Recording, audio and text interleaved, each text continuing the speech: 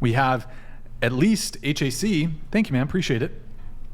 So if all humans ought to be equal, does that apply to unborn ones too? Okay. Good question. Treading into dangerous territory here, but why not? You can choose your left or your right uterus. When are they considered human though? When is the unborn child considered human? Conception. Well, this is a good question. We would say at conception. Who would? Well, Christians would. Well, yeah. I mean, Christians. I mean, okay. Because it meets the criteria for biological life. Okay. So is that's do your you belief, consider that answer to be subjective then? No, I don't think it's subjective. I think that we would always err on the side of life. So, I mean, always.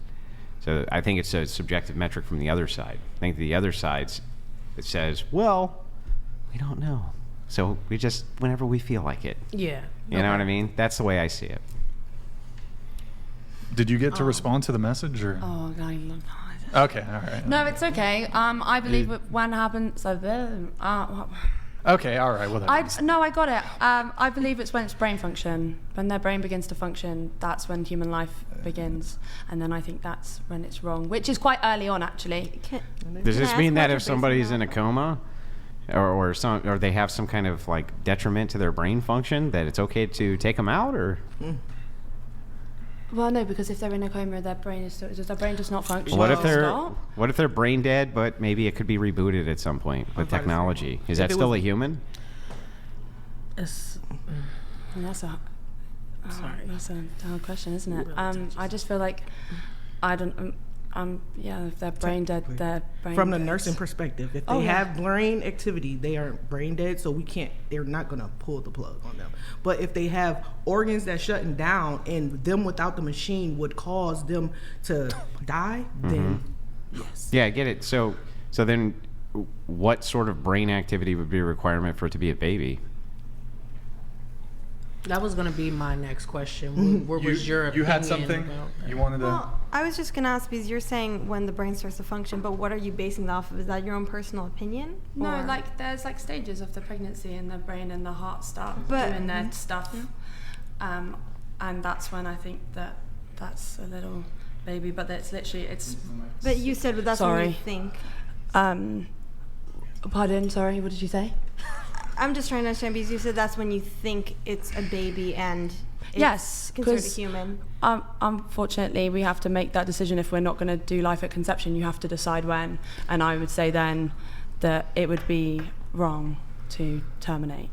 When does the brain start functioning? I cannot tell you off the top of my head, but there is like stages, and they're like literal stages in the pregnancy, and it's quite early on. Does it need to be fully functioning?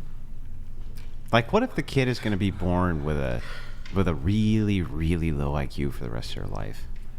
Just because they have a low IQ doesn't mean they don't have a brain. Well, it does, and here's why. Because it could be that their brain function is different than a normal kid's brain function, right? So you're saying when we get brain function, I want to know what kind of brain function. Well, when you read brain function on the ultrasound, I feel like that's the only way you're going to tell. Just any kind? Any kind, yes. I'll go with any kind. Of brain function? Yeah, any kind of brain function. Okay. What's that called when you put the buzzer in? Final answer. Okay, great. So why is brain function the important thing? Because it starts the heart to beat, doesn't it? It starts the heart to beat. Yeah, why is that the important delineation for when you consider it life? Because it's going to have brain function, right? Yes, and a heart beating, so they work together to pump life. Yeah, but it's body. going. Yeah, but what I'm saying is it's going to have brain function. So you are artificially stopping it from having brain function, right? Yes, I am artificially stopping it from having brain function. Yeah, why is that okay? Because there are things called unplanned pregnancies. There are situations in which you do not want to have a child. There are conditions in which I'm not allowed to say on this podcast that you don't want to have a child. And I think you are more than entitled to terminate a life if you feel like you need to. And I feel like if just you not can at say, brain function. And if you can say before brain function, it makes the woman that's doing it feel a lot less guilty. And I don't think we should make women feel guilty for terminating life. So let's say brain function starts at 3 weeks. Let's just say it did. It starts at 3 weeks. I'd like the exact time. I'm going to tell you why it's important. Just give me a second. Let's just say it started at 3 weeks. We'll just assume it for a second. Okay? And this was an SA victim who didn't find out until week 6, right? Could the SA victim terminate then? Well, I think. Well, it's a difficult one, isn't it? I think every Well, situation. I don't know, because you just got done telling me that if the brain's functioning, If the brain's then functioning, it's a human, but every situation you have to take it into account. It's a case-by-case basis. You can't just be like, as you love to generalize life and everything, you can't generalize. I'm being things like this. hyper-specific. Yes, I know, and I'm saying you have to take it case-by-case basis with things So I like just this. gave you the case. Here's the case. The case And is the she's brain's more- function. and You if didn't she know you were doesn't- pregnant, and it was and from if an she SA. Can you doesn't want eliminate to the have pregnancy? that baby, then she doesn't have to have that baby. Well, then the brain function, what you've just said is it's a human being when there's brain function, and to determine it would be murder at that point, and you just advocated it's okay to murder a kid. Yeah, okay. Okay. I think that's more than fair. If I have one question on this. So your position is a woman should have the right to be able to. I'm pro-choice, yes. Yeah. Question for you, kind of, sort of related to that.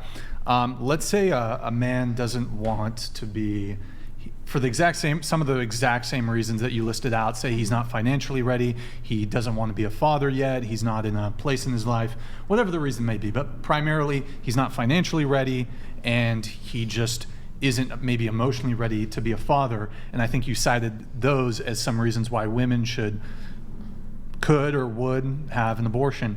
What I kind of understand. I preempted myself here. I understand the question. So a guy gets a woman pregnant, right? Mm-hmm. And let's say she wants to keep the kid, but he has all those financial and emotional concerns. What would you say to him if you had a male friend who got a woman pregnant under those circumstances? What would you say to him? So you can't obviously force someone to have an abortion. Yep. But at the end of the day, I think there should be there should be a discussion that's had with him and said partner, because if he's not financially ready to support, she then can't. And she wants to have the baby, and he's like, I don't want to. If she has the right to terminate and not keep, he should have the right to be like, actually, I'm not ready for a baby. I don't think I can do this yet. I don't want to be involved. And that's all he can do, because he can't force her to have a baby. Sure, but you do acknowledge that while the state, I don't know, I believe abortion is just wholly available in the UK, correct? Mm-hmm.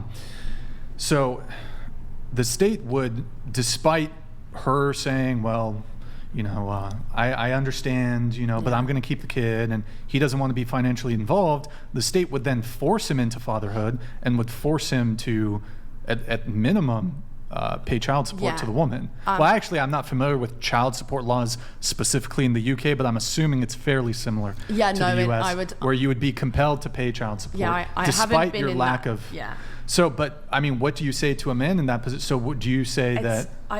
I wish I could. But what would you tell him? Would you tell him, well, tough, you should have thought of that before having sex? Probably as a joke, yes, but not seriously. But I would. I'd love there to. Oh, I wouldn't love for there to be a law involved, but I think if a man doesn't want to have involvement, that is sad. But there should be. Why is it? But it's sad for. It's sad for the child, eventually, because that child's dad didn't want them.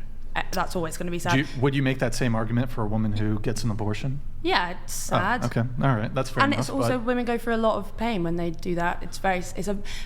Not wanting. But you said there should be a law where men can. Almost like waiver the right to pay child support if they don't want to be fair. Involved. I think my personal position on this, in any state where abortion is legal, I think men should have a corresponding right to. I agree. I completely agree. It's called legal paternal surrender, where they basically relinquish any sort of paternal rights, parental rights, and by extension, they don't have to be obligated to pay child support. But can they then get back involved? So say in 10 years' time, they're like, fuck, I actually really want to know my son. I suppose they can negotiate anything. They can negotiate anything with the mother. But if...